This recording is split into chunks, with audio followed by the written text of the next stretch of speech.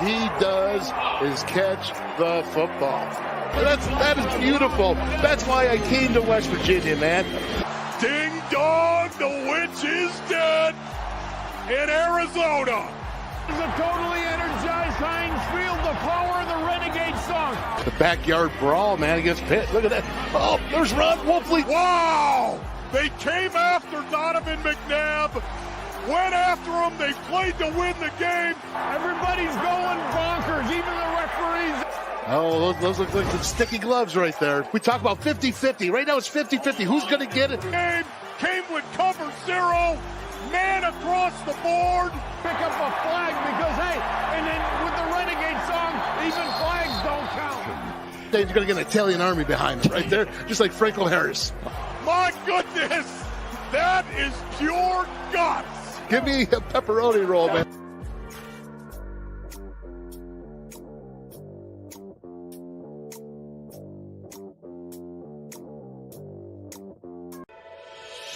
Hi, my name's James Gamitter and I'm from Bethel Park, Pennsylvania. And when I'm back home in the Pittsburgh area, you can find me at my local Parmar store. We had that golden boot pride at Parmar.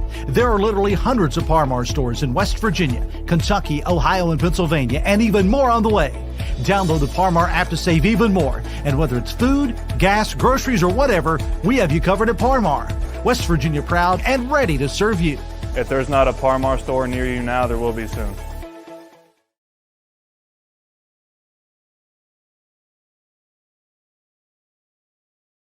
Hello and welcome to the Three Wolves of Football. The boys from Orchard Park, New York. This is episode 2, Deuce. And we're so happy because we weren't sure everyone was going to let us come back this week because we just didn't know if we were going to suck or not. So, but fortunately, we had enough good reviews to say, come on back. And Parmar, our sponsor, was like, hey, yeah, we want you guys to come back. So Parmar stores, we thank you. And if there's not a Parmar store near you now, there will be soon. Well, I'll tell you, brothers, how we doing tonight? Well, I'm doing fine, as you can see right now.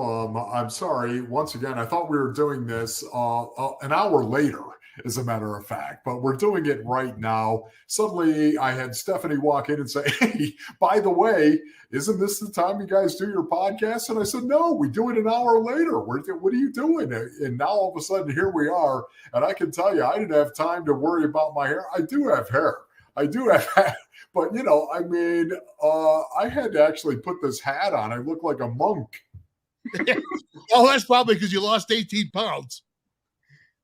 That could be. Notice the streamlined jaws on him. On the other hand, I've gained 18, I think. You know, that whole COVID thing, I got to tell you something. I didn't do well in that. You know, no. I mean, some people, they quarantined. I quarantined 30.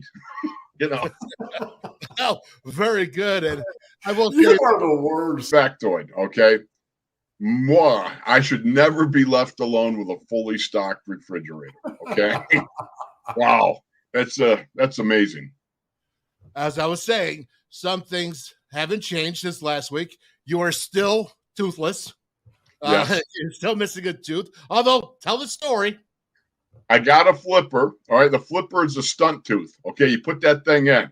But the problem is it comes with, you know, like a bridge and everything else. You got to put it in there. And it's like I talk with a lisp or I can't hardly talk at all, right? So I'm sitting there going, I don't need this. I don't want this, okay? And they're going, but you look better. I go, I'm on radio. Nobody cares. It doesn't matter. Yeah. Yes. Oh, my goodness. That's great, Craig. I'm glad you take it out for this because it just feels so full. Oh, man. Road. It is what it is. You know, my bride, Faith, she promised to love me forever, so we hold her to that. There you go. Amen. And I do believe you are one blessed man. Even if her sight and her sight lines are not real good. We'll all agree to that. You know, as we're going to move on to the first subject of the Three Wolves for this evening, the second episode. And this episode it has to be set up because we were going to do the mulligan, you know, it's usually at the end of the show. But right away, as we change things on the Three Wolves, because you just never know what's going to happen. And something happened this week that was just too good. We got to put it at the top of the show.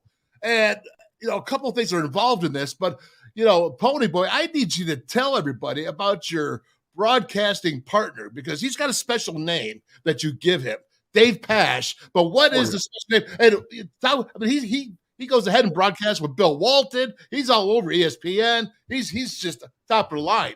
Well, let me just say it first of all. Dave Pash, I call him David, of course. David is simply the best broadcaster I've ever been around. The guy is wildly talented. That's an understatement right there. I call him Il Bajado, which of course means the bird, because that's what he looks like. He looks like a bird. Caw, caw. He looks like a bird, but boy, is he talented. Why did you ask me that? I wanted to ask you because I wanted to actually give people a history of what you do and your broadcast and where you are. Obviously, you broadcast the color for the Arizona Cardinals. It's great. Yes. You do for the Steelers.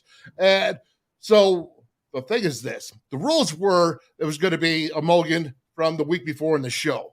I've taken it that if you do anything silly or ridiculous, or you want it back from the week before, it does not have to be on the show. The rules have changed. Do you want to take it back or double down? Are you asking me? I am. You are the winner. That's why I had the whole setup with. What he's doing is he's telling you you're the stupid brother of the week, okay? I'd like to go ahead and double down, man. I mean, okay, I have no idea. You're going to show it, and you're not going to get an opportunity. So I've already actually named the show for what it is tonight. It is the high five that didn't drive. Yes, you know what's coming. Oh, no. Pretty Boy and Dave Pash in the radio booth.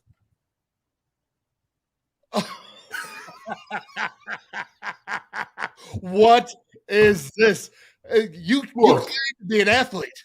Look, I'm telling you right now, first of all, we high-fived with our right hand at first, and it almost blew out Dave's shoulder. He blew out his shoulder high-fiving me, right?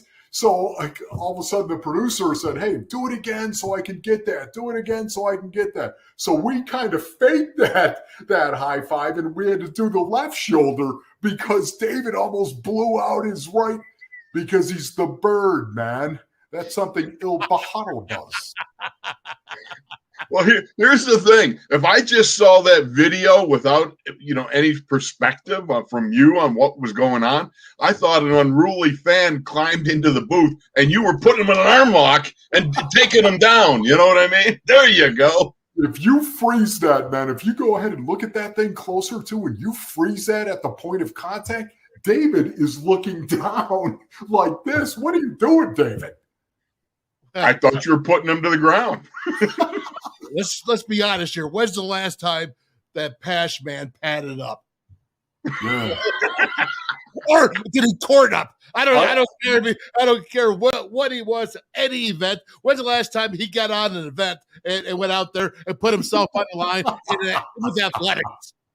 That's right. You know what? That's what I'm talking about, David, right there. You might be Mr. Articulate. You might be really, really good with your vocab. You might be really good. Your voice is great, Mr. Perfect. But you know what? When's the last time you moistened a jock, David? Oh, wow. All right. Wow. Let me see. Terry, do you have anything you want to add to that? This is your opportunity. When we start talking about jock straps, no, I'd rather not join in. That's because we're going to picture you in a sumo outfit. That's why. Oh, my heavens. We don't want to go there. No, we don't want to go there. We won't have to picture, because it will be coming sooner or later. All I can tell you. Right, sort of, Bob. At some point, we're showing that picture.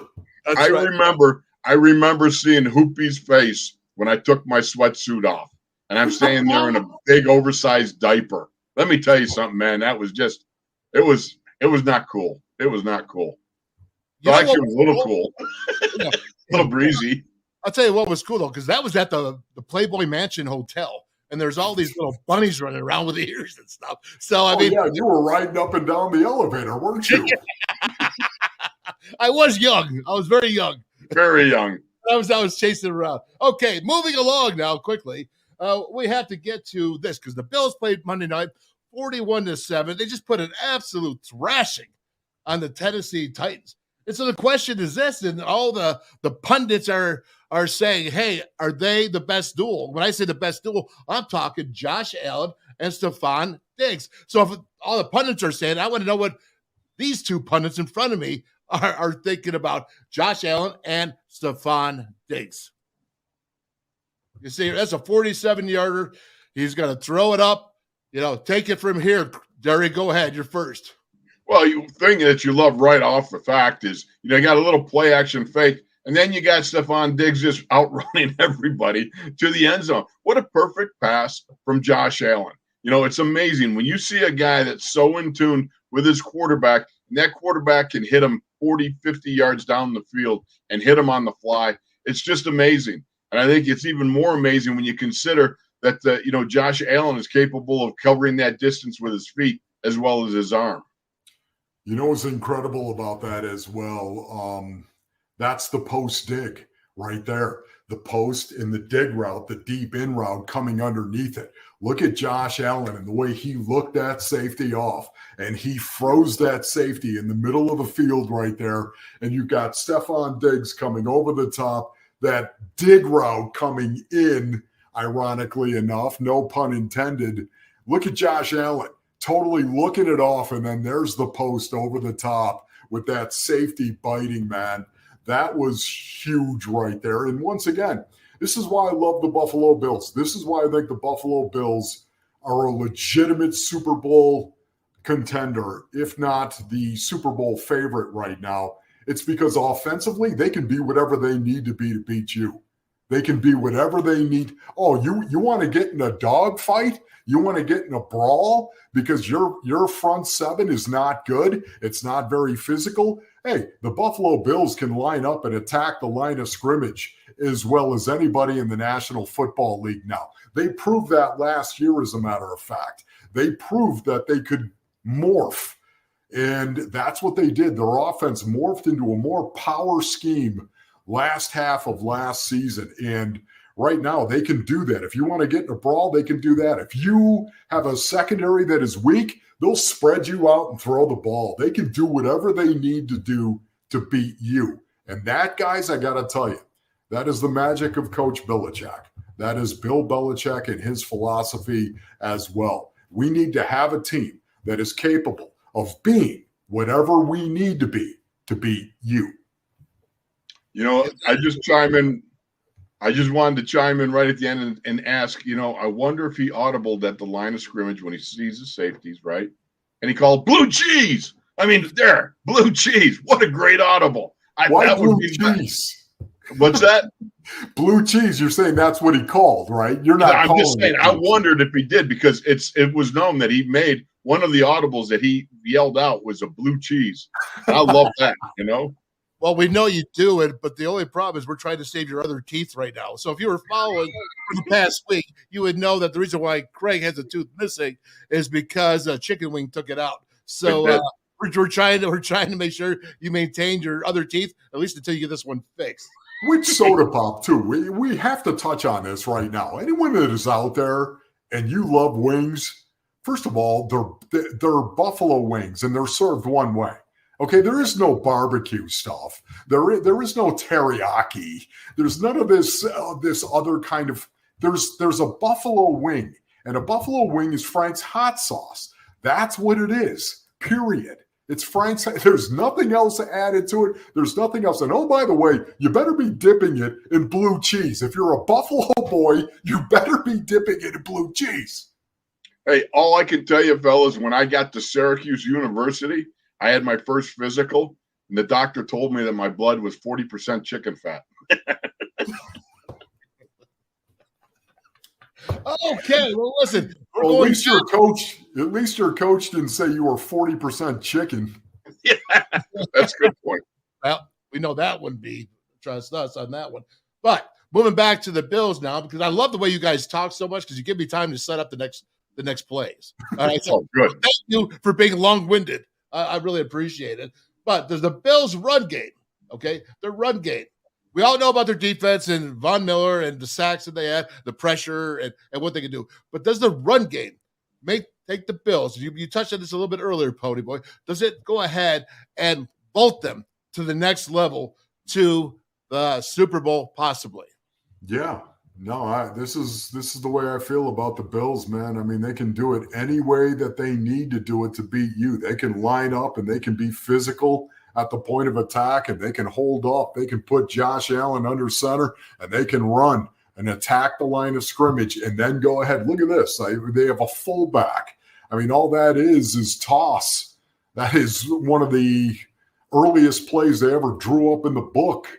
And, they put it in an eye, the offset eye, whatever it may be. This is what the Bills can be. Look at him. He's under center. Under center. Blend the old with the new. This is the NFL today, blending the old with the new. Shotgun, spread, they can do it all. No question about it. I love in our vernacular back in the day, that was a toss 28 crack. 29 crack. And you got to seal that inside. But when the tackle leads around, he gets out there and you see him eyeballing that corner because the support comes up. And it's a beautiful thing. I mean, like a rampaging rhino, he runs over that corner. And you know what I love about it? This is old school. What did he do? He gored him after he knocked him down. That's the purview of an offensive lineman. That's the way to go down the field. You get that block, you knock him down, then you gore him. A good goring is great family fun. We've all Craig, you're just so violent, Craig. You're just so, oh my goodness. What first attracted us to this game, fellas? Yeah, exactly. You're terrifying mothers right now, Craig. All right, I'm just telling you. And not just with the toothless grid.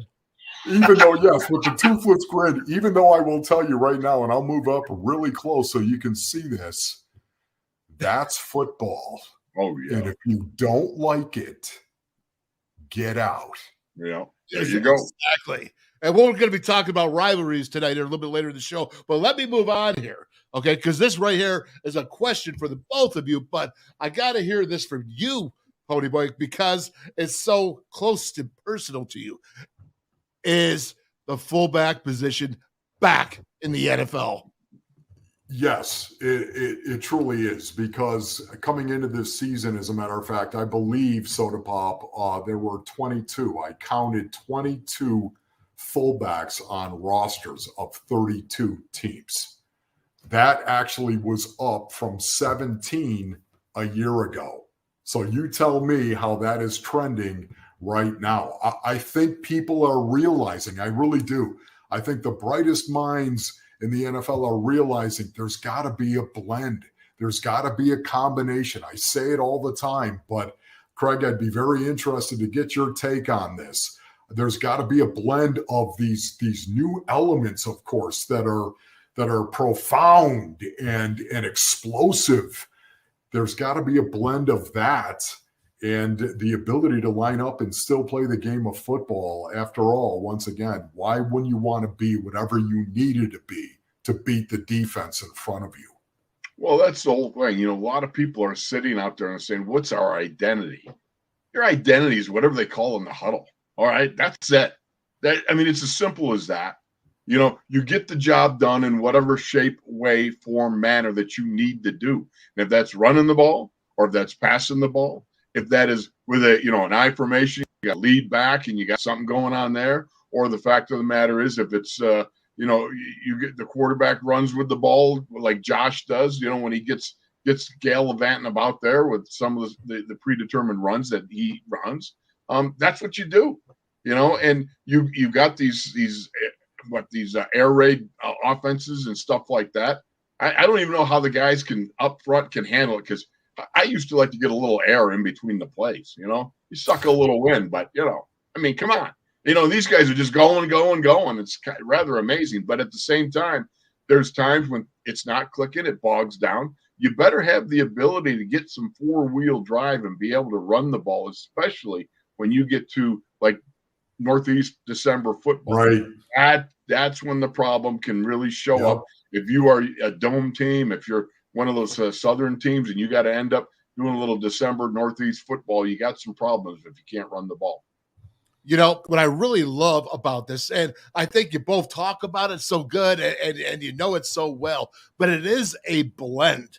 It is taking the old, well, I would say taking the new and then reverting back to some old. And getting, because you know what? It really drives me nuts when it's 4th and inches and I see the quarterback in a shotgun. Shotgun, and to hand the ball up. So I'd say, listen, just get up there, run a quarterback sneak, take the fullback, run the dive, do whatever. You know, back in your day, Craig, it would be a trap. It would be an old 3 technique trap, right?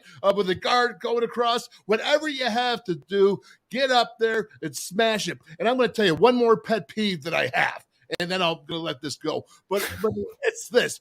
3rd and short, 4th and short. Mike Jacobs, we went to 11-0 with the WVU, West Virginia University, with him as the offensive coordinator, him as my offensive line coach. He would say, you know what? 3rd down and short, 4th down and short. Major Harris, you get up there and you go on first sound. You go on first sound. You get up. You're only in your stance for a short, brief of time. You identify, and first sound, you go to get off the ball. How many legal procedures do we see at critical down situations? How many guys jump off because they got some motion going across on 4th and inches? Listen, I got inches. I want you to go be a man and go give me those inches on the football field. Okay, so I got a motion across. Jeepers. And then go ahead. Boy, you are fired up about this, Soda Pop. Got a rant. Get some guy up there. Okay, here we go. Brown, 80. Brown, 80. Okay. You know, here's the problem with the first sound. No. Here's the problem with the first sound. We'd play the Raiders. I used to have a pretty good running battle all the time with Matt Millen, you know, who was just a great Penn Stater and a great Oakland Raider and so forth. So we'd, you know, run to the line of scrimmage. You get your 2-point stances. You waiting for the first down.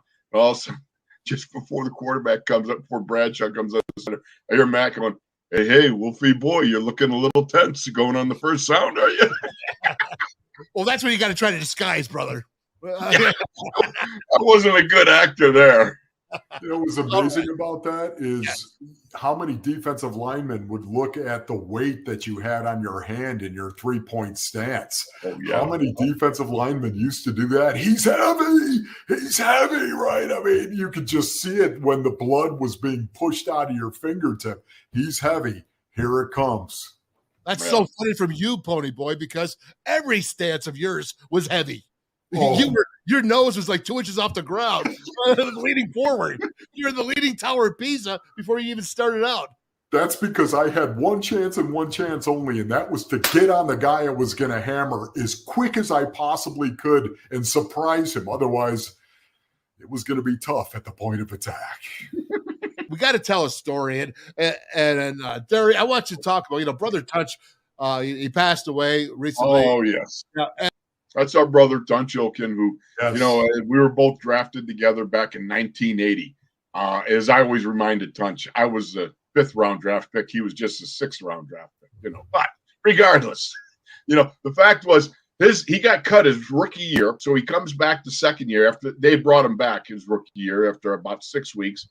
But in training camp, he developed this problem of acid flowing into his stomach. I mean, it was really bad, really gnarly, right? So about halfway through practice, all of a sudden you hear this, and you knew that Tunch was about to fire a hose. All right. This wasn't when he threw up. It wasn't like a little. This was like, man, it was a hose. Okay. So you knew, just get out of the way. Okay. So we go to Cleveland. Back in the day in preseason, we played the Browns and twice during the regular season. So Tunch and I get in. I go in for Sam Davis at left guard. Tunch goes in at center for the legend Mike Webster, right? So we're in the huddle, and Cliff Stout calls a toss 33 trap. Now that's me and Tunch double teaming on the nose guard. Now the nose guard is sitting right on Tunch's nose. He's about 3 inches off of Tunch's nose, right? So he calls the play, the 3 trap. We go to the line of scrimmage. I hear Tunch on the way to the line of scrimmage. He goes, ooh. I was like, whoa, this is going to percolate here. So I get my 2-point stance, right? Stouter comes up and goes, blue 37, set. You put your hand in the dirt, and all of a sudden you hear Tunch go, oh. I think to myself, this is about to get interesting. At the snap of the ball, two things happen. Tunch snaps the ball backwards to Stouter and then vomits straight in the face of the nose tackle. And I mean, it was chunkage, boys. It was unbelievable. Now, what happens? The dude is about 6'4", 315 pounds. He just caught a fire hose of sausage and grits and stuff like that. Hit him right in the face. He screams and stands up. Oh, that's the best double team we ever had. We took that dude back 10 yards and slammed him. I got to tell you, it was so bad. No, nobody's watching that's eating dinner while they're watching this. But the dude actually had a sausage that was stuck in his face, man. Come on. I'm telling you, I tell you the truth. I tell you the truth, okay? We go back to the huddle, and you know Stouter, right? Cliff Stout, right? Great buddy, all right? Yeah. And Stouter's standing there. He watched the whole thing. He looks at Tunch, and Tunch is coming back, and he's like, oh, like this. And he goes, Tunch, hey, that's pretty good. We gained 10 yards on that one. He goes, how much did you eat at pregame? He goes, let's run it again. That's sick. Oh, my God. It was. That's exactly what the nose tackle said to Tunch. You know, and I know this for you, Soda Pop, but you know, if that would have hit me, I'd have barfed all over the place myself. That would have set off a chain reaction. There was no way I would have been done. How could you say that when you're the guy that has to put up napkins over your food because you're worried that like flies at the family get gathering? You know, it's kind of like, you know, did you make this, Mom?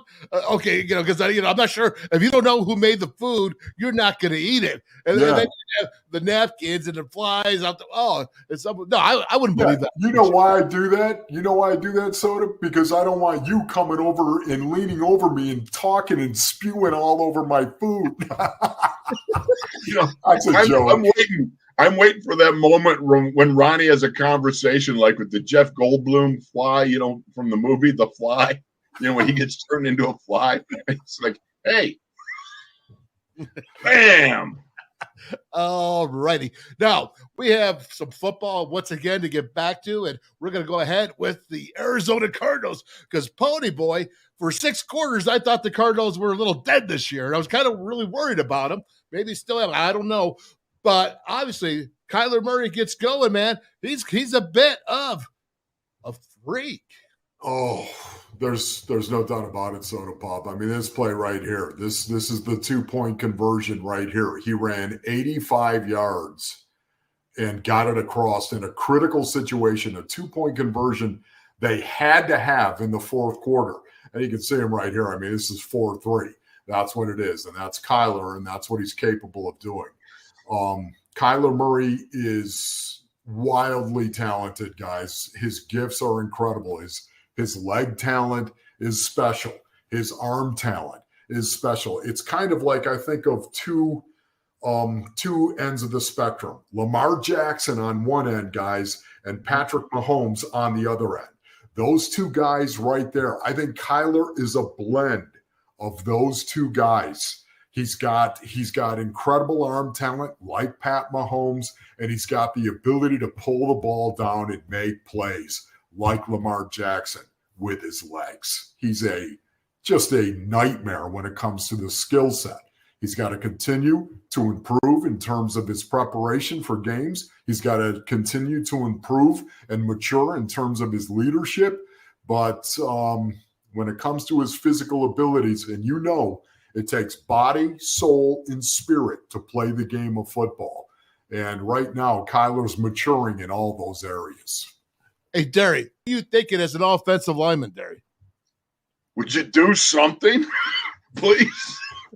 Throw the ball, you know, run the ball in, but please, you know, somebody's got to stop the agony. Me and some dude are going at it, and we're pummeling each other, right? And the quarterback's back there dancing around. He's doing the fandango all by himself.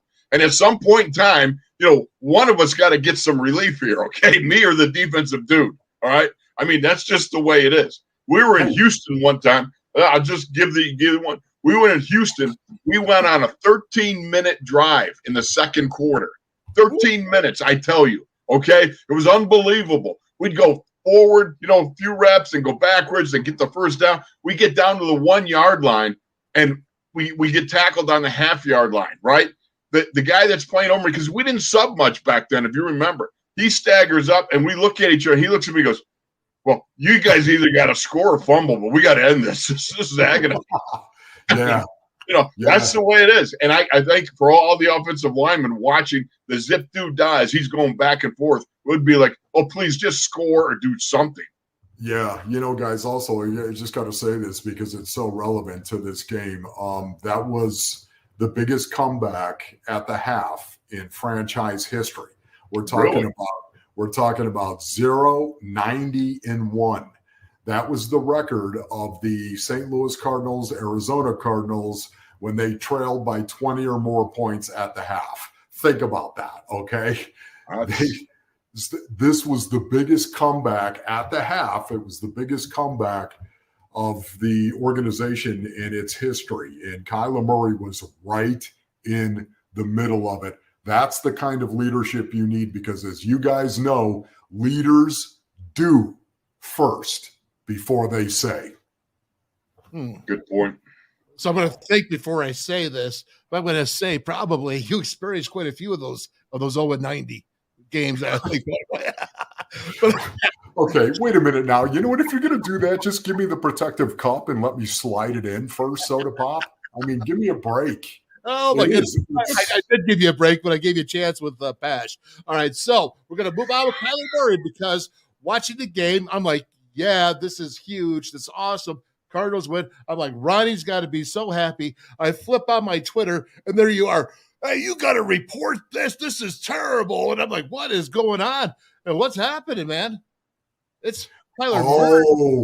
Wow. Yeah. You're talking about that right there. It was very interesting. No, I was fired up because that's my quarterback. That's my quarterback, man. I mean, that right there. Kyler played it off today. Can I tell you that? I read that.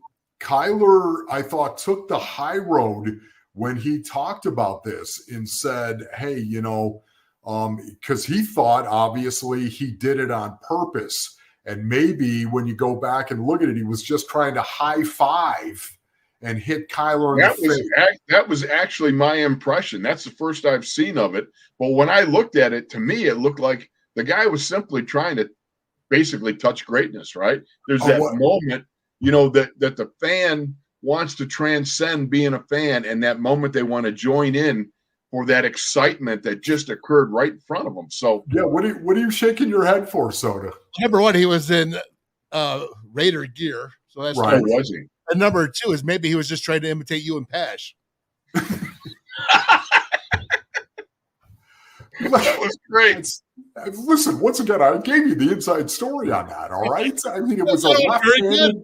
And guess what? People are listening, or we hope that. Listen. If we're 2 weeks in a row without sucking, I was just I was just really, really proud of Kyler Murray. Once again, he chose to take the high road, and in that situation, boys, leadership. And I'm embarrassed to say this, but my mushroom cloud, the temper. When I was his age, they'd have been pulling me out of the stance at that point in time, and I'm embarrassed to say that. But that was my mentality, and yet Kyler, I think, handled it really, really well. Very well, as a matter of fact. Yeah, I think so. But let's just make this clear. Sophomore year at Oklahoma Sooners, you were in the stands fighting with the crowd. Oh, yeah. Well, yeah, just so you remember, Tony. You were in the stands fighting with some Sooners. Well, they did talk about Hoopy, our mother. Oh, yeah, right, exactly. No, there was that right there. And I was climbing the fence. Sorry, Don Nalen, but I was climbing the fence. I needed to get my pound of flesh right there. But I can also tell you, too, that, man, I couldn't stand that. I don't know about you, Craig, but for whatever reason, I could not block out fans. When fans would say something, I would have to retaliate. I'd have to say something back because of this stupid brain of mine, the temper that I have. All the veterans used to tell me all the time, Wolf, knock it off. Knock it. Don't engage these people. That's exactly what they want. Trolls. That's what they were. There's trolls in every paradigm. And I don't know about you, Craig, if you could ignore them or not, but I sucked at it. Well, it all depended. I will say this, in my younger days, a little bit harder. As I got older, some of it was kind of funny. I remember being, in the Meadowlands, we're waiting to come out onto the field, and there's this one Giants fan that's going, "Hey, 73, you're fat." It was so funny, And I looked at him and I go, yeah, I may be fat, but I can lose weight. But you're ugly. There's no hope for you. Hey, I got it. He got all like, well, he didn't think I'd say anything. It was just so funny. It was an awkward moment. I got to tell you this story quickly because I thought it was so funny. It was, I believe it was last year. Yeah, it was last year. Cliff Kingsbury in his third year, and he came out, and I believe we were in Seattle. And he came out, and some fan, you're in the tunnel and you're getting ready to run out. And this is just the humility of Cliff. I love Cliff because he's really smart, and yet he's humble. And that's a rare combination, I think. You both would agree with me on that, to be smart and humble. But Cliff comes out, this fan leans out over the rail, and he says, "Cliff Kingsbury drinks White Claw." and Cliff was looking down, and he looked up, and he got this big grin on his face. That was pretty good. Because I know back from his former days with Dana Holgerson, them living in the same apartment, he didn't drink White Claw. But hey, moving along. Once again, moving along. And Mitch Trubisky. Problems with the Steelers offense just after week 2, a victory. Wildest, a great overtime victory against the Bengals, and having issues this week. What is going on with arguing, saying he can't throw over the middle because the plays are not being called? Mitch came out today and said that he's not really getting a chance to audible. Got George Pickens saying he was open 90% of the time. What is happening in Steeler Nation? Well, it's real simple. I mean, basically, as I said, people are trying to figure out the roles. They're carving out their workloads, the things that they're able to do. Look, this really came down to the fact that we didn't run the ball very well. And here's the thing. When I look at it this way, Mac Jones came into this game with an interesting stat, okay? The Patriots in the Mac Jones era are 8-0 when they win the battle of turnover, all right? They're 1-1 when they tie, and they're 1-8 when they lose the battle of turnovers. Well, guess what? The battle of turnovers was 2-1 in favor of the Patriots. Mac Jones is now 9-0 in the battle of turnovers. As far as what's going on with the offense, they're still trying to figure out the running game and get that going. Some of the passing game has not been where you want it. But, here's the thing about it. Things have to be sorted out. And you got a good month or so before you really understand who needs to do what. And these things work themselves out as the offense comes together. No, he's not been thrown over the middle. He threw an interception when he threw one over the middle. All right. He's not thrown the long ball too much. I think, it's just, again, the process of putting this thing together. And, when you lose a TJ Watt, okay, you lose the reigning NFL Defensive Player of the Year. So the thing you don't want to do is put your defense in bad positions by throwing the ball too long, too much, and they just didn't simply back enough people off. It'll come. It takes some time. They've got to figure out how to win without TJ because they were 0-4-1, without him until the Patriots game, and now they're 0-5-1. So it's a process too of learning what they got to do defensively to be able to counteract the loss of the reigning NFL Defensive Player of the Year. It doesn't help when you got Kenny Pickett back there, who's a hometown favorite. Right. We had a preseason, and he's going to be good. You just don't know if you really want to let him go as a rookie. Hey, boy, you put out a tweet today. It was about your old coach, Jim Hannafin. Hannafin, go ahead, Pony Boy. That's all right. Jim Hannafin was the head coach of the then St. Louis Cardinals, of course, in 1985 when I was a rookie. And I have to tell you, absolutely, the love that I have in my heart for this man, just seeing the picture of him, once again, it reminds me of him. I only had him as my head coach for a year, and I can tell you right now, it was just unbelievable, some of the things that would happen. The passion and the love that Jim Hannafin had for the game of football and the physicality of football is second to none. It truly is. And I remember my rookie year, we were playing the Washington Redskins at the time. That's what they were called. And we were playing them on Monday night in Washington. And you guys know Monday night, oh my goodness, that's a long day. That Monday is a long day as you're waiting to play. That's back when they'd start Monday Night Football at 9 o'clock. Do you remember that? Oh, yeah. 9 o'clock on the East Coast. And it was a long, long day.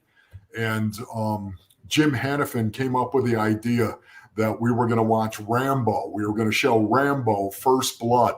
We were going to show that movie during the day to try to eat some time up. You know, you couldn't meet all day, obviously, and meals only took so long. So after lunch, he had this room, this conference room set up as a theater, basically, and we watched First Blood. Well, I went down to get a snack, and as I walked in, there was nobody in the room except Jim Hannafin. Jim Hannafin was sitting in the front row of this conference room. Nobody else was watching the movie but Jim Hannafin, Rambo, First Blood. And I walked in, guys, to get a snack, and Hannafin's sitting in the front. And every time Rambo killed somebody, Hanny went, holy, that mother bleeper right there. Do you believe that guy? He's looking around. He's so into the movie, wrapped up. Rambo's just waylaying people, and Hanny's that mother right there, right? So anyways, that night, Jim Hannafin is up in front of the team. This is our pregame speech before we go out onto the field and play the Redskins. And Hanny had a habit of getting very, very emotional when he got up in front of the team, almost like a Dan Campbell, as a matter of fact. And Hanny was up there and he was saying, I want us to go out there and play the greatest game we've ever played tonight. I want us to play like we are the toughest people on the face of the – You know what I want out there tonight? I want 45 bleeping Rambos.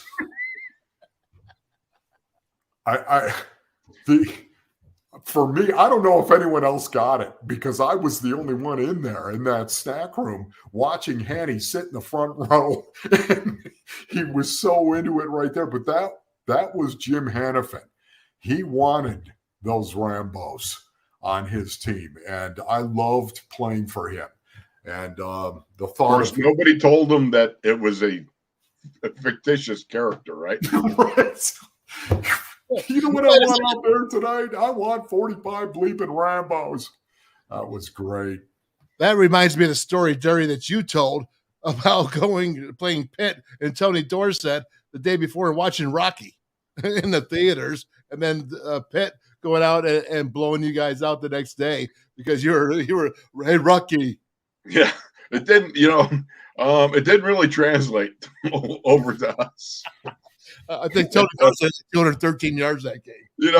The thing about it was, I remember with Tony Dorsett, we held him to, what was it?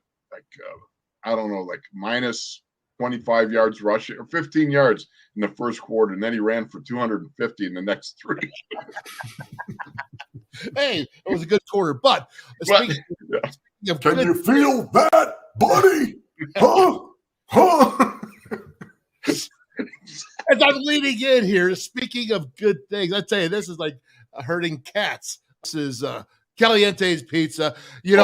Every time I listen to Steelers Radio Network every week, every other commercial is Caliente Pizza with you. And you get up there and you're like, Caliente Pizza, Draft House. It's the greatest thing in the world, man. Go ahead.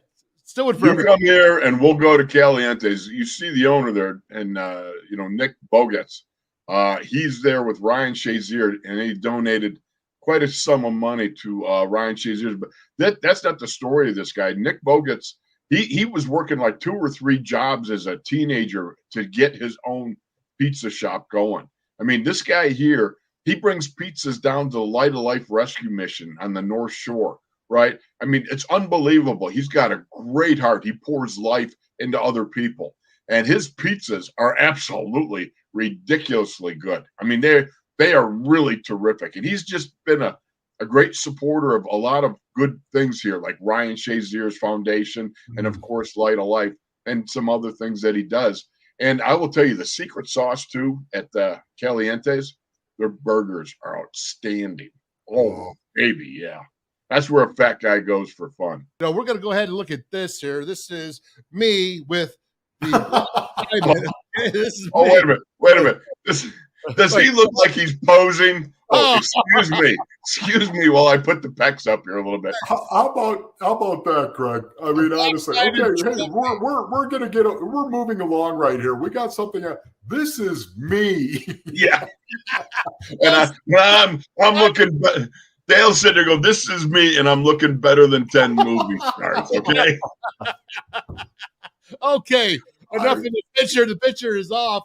And I just put that up there because this is about rivalries. You got the Steelers and the Brownies, and you got, of course, the Cardinals and the Rams. But Virginia Tech, West Virginia, Pony Boy, talk to me about Virginia Tech, West Virginia, and what it means. Because right now people aren't getting it because they went to the ACC and they kind of separated it. And I don't think too many people understand the absolute disdain we have for Virginia. Oh, yeah. Mountaineer. Yeah, right. The turkeys, the gobblers, Virginia Tech, of course. Yeah, the Hokies. Listen, I have respect in my heart for their program because back when we played them, and we played them every year, and it was a fist fight, man. That's back when they had Jesse Penn. I don't know if you remember Jesse Penn, the outside linebacker. They also had Bruce Smith. Do you happen to recall the name Bruce Smith? Brian Joviak does. Yes. We're talking about just one of the greatest football players ever to play the game. Defensive end, of course, for the Buffalo Bills, the legendary Hall of Famer Bruce Smith. We had some absolute knockdown dragouts, and I'll never forget what it was like to fly into Blacksburg. I don't know if you remember Soda Pop. You played them, right? Yep. What it was like to get into Blacksburg. It was not easy, and that plane flight coming in, man, you were you were holding on to your butt and grabbing that seatbelt and slapping it on, even though it was a charter, man. Because it might have gotten a little hairy going in there. The wind was really, really bad. But yeah, this is fantastic. West Virginia is doing it right once again. Whoever's making the schedule, they need to continue. There you go. Very good. Well, we got to move on. So, hey, Derry, we're going to go ahead and we're going to talk about the Steelers-Browns because what a rivalry. When you talk rivalries, it's got to be that, and it's got to be the James Harrison going after a fan and giving him a body move from WWE. I remember this move so clearly. I was actually probably about 8 to 10 yards away from that, on the sidelines. I was doing the sidelines for the game, at that point in time. And it was so funny because this guy came caterwauling all the way across the field. You don't see as it look, James just comes up, but this guy came all the way across the field, and you know how it ticks you off because you're playing a game. Get the heck off the field, okay? We want to play the game and everything. So here James comes up and he gives him a nice little seat belt ride, right to the ground. And the best part about it was that guy ended up going to jail, okay? But it was Christmas weekend, so there was no judges. So he spent the whole weekend in jail. Oops. I didn't quite think this one through. Let me see. Christmas weekend, and then maybe, I'm going to have to stay here. What, really? Boy. Yeah, you're talking about a bad Christmas. Well, Craig, yeah, I guarantee you right now, it wasn't the gray matter that was thinking. It was the gray goose that was thinking. Yeah, more like it. Yeah, yeah. That was rather amazing. But that's James Harrison, man. You know, he's a lot of fun. As a matter of fact, he's up for possible, you know, the Hall of Fame where they start whittling it down. You know, he's one of those guys. I think he's definitely got to be a Hall of Famer someday. Well, he sure did hurt the Cardinals in the Super Bowl. Oh yeah, you're gonna bring that up right now. You got the unmitigated balls to bring that up right now. All right. Well, listen, what is going to happen with the Steelers Browns? Quick. I missed that. I was laughing at Ronnie. What's going to happen to the Steelers and Brownies? Oh, wait, here's the thing about it. It all comes down to the running game with the Browns. These guys are unbelievable. They possessed the ball about 35 minutes, all right, during the game. They've outrushed the Steelers by over 250 yards. This is a team that can, with Nick Chubb and Kareem Hunt, they can take that ball, and you might not see it till the second half if they get the opening kickoff. I mean, they just keep running the ball and grinding. This is an offensive line I really appreciate because it's a throwback line to the days of yore when trap blocks, when power blocking, the man schemes, walking a guy off the line of scrimmage, throwing a man down, goring him, all those things. This is a very physical offensive line, and the Steelers are going to really have to pay close attention to their technique, their fundamentals, and be able to muster some defense in the absence of course, TJ Watt. And that's going to be problematic. So how they go about it, number one, I got to tell you this too. You got to possess the ball. The best defense is a good offense that keeps their offense off the field. And the Steelers are going to have to do that. But the problem is they've not found, right, the key formula yet for them to be able to execute their offense to their liking. So, again, well, on a short week, I know one thing. If you lost in a game like the Steelers lost Sunday, it's nice to have a quick turnaround. Good stuff with the Steelers and Brownies. But now, it's rivalry now for the Cardinals and the Rams. And unfortunately, you know, with last year's playoff game, the Rams have had the Cards number. And actually, since 2017, the Rams have outscored the Cards 2-1. 2-1. Yeah, no, there's no doubt about it, Soda Pop. This has been the nemesis of Cliff Kingsbury and the Cliff Kingsbury era. The Arizona Cardinals are 1-6 if you count the playoff game as well, which we all have to count the last time these two teams met. It was in the playoffs, January of 2022, of course, but it was the 2021 season. And we all know how that ended for the Rams with a Super Bowl championship. They're 1-6 in the Cliff Kingsbury era and Kyler Murray era. That's how much the Rams have owned the Arizona Cardinals, especially at State Farm Stadium where they're going to play. The Rams have never lost in the Cliff Kingsbury era with Sean McVay as their head coach at State Farm Stadium. So the task is clear for the Arizona Cardinals, and you have to start when you talk about the Rams with what happened last year in the postseason and how badly the Arizona Cardinals and Kyler Murray got beat in that game. Kyler looked jittery in the pocket. The entire team looked nervous, as a matter of fact. They went out and they played that way as well. And there's no doubt about it, the Rams took it to them. Well, it's funny because in the Chiefs game, Dave Pasch, Il Pajaro, of course, the play-by-play man for the Arizona Cardinals, was making the observation that this looked like an extension of 2021. It looked how the Cardinals finished the season at 1-5 in 2021 and then lost in the postseason, as I said, to the Rams, and it looked like an extension of that. Well, the first half of the Raiders game where they were down 20-0, they scored no points in the first half and gave up 20. That looked like the extension of 2021 as well. And then that second half happened, and Kyler Murray happened, and the defense actually showed up.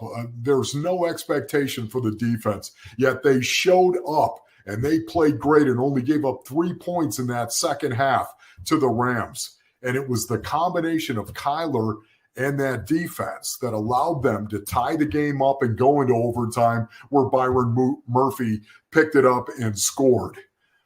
All right. Now that was all nice. Can we eat a brownie? I mean, come on. Can we eat a brownie? I've been waiting all day. What brownie are you talking about? Are you? No. You see that little magic box that Pony's got? Yeah, He's got it backwards, as a matter of fact. So all I know is this right here. I've never had a brownie that melts in your mouth. Have you guys? I mean, I've never had a brownie that melted in your mouth. And that, what are they, fairy tale brownies? Is that what it is? Fairy tale brownies. Oh, my goodness. Brownies.com. Fairy tale brownies. They're right in your neck of the woods there, Pony Boy. Jerry, what was your favorite? Everyone in the box. They do come in assorted flavors. They do. They're out here. You can see here. I have espresso nib. And I have a walnut. All right. And I had the cheesecake one, which was outstanding. Let me tell you something. That was so good. So wait a minute. You guys got the brownies? You're reading the brownies right now. Yeah. Are you kidding me? Yours. I left my brownie raspberry swirl. The raspberry swirl. But I got to tell you guys, all of it, I was blown away. Seriously. You put the brownie in your mouth, it starts dissolving. Yeah. Yeah. Let me just say this. Okay. The brownie, first of all, that's good stuff. But it is. Order it in 2 days. Next day delivery, 2 days, right from Arizona. It's all online. It's brownies.com. Listen, this is for your birthday. I ordered this, Pony. It's an early birthday present for you. You order for birthdays. Yeah. What about your tailgates on Saturdays and Sundays? Or what about Thursday nights for the Virginia Tech game? Maybe a little bit late for that, but you can think about it. What about, of course, Thanksgiving, Christmas, New Year's, and then you got the playoff games, and then you got the grand finale of the Super Bowl. I mean, this is what fairy tale brownies are. Order them. They last 7 days in a shelf or 30 days in a refrigerator, and they're really doggone good. They are good. Matter of fact, when you have the little squares, they're great because I can slide them right through my tooth, and I don't even have to. Yeah, not only that, too. You could go ahead, Craig. You can get some caliente pizza. You can get some caliente pizza and then actually follow it with a little fairy tale brownie. All right, fellas. So brownies.com, fairy tale brownies. Again, they last forever. In the Not around me, they don't. Well, except around you, brother. And, now Pony Boy, he's lost 18 pounds, so he's probably worried about his figure. So that's it. Hey, the Three Wolves, episode number 2. It will come out on Thursday or tomorrow, which is Wednesday today. So we're filming it. There you go. All right. And what are you doing? You got the brownie caught in your throat. I got it in my mouth. And the best thing of all, brothers, I really appreciate the both of you. The Three Wolves of Football, the boys from OP, episode number 2, the high five that did not arrive. That stinks.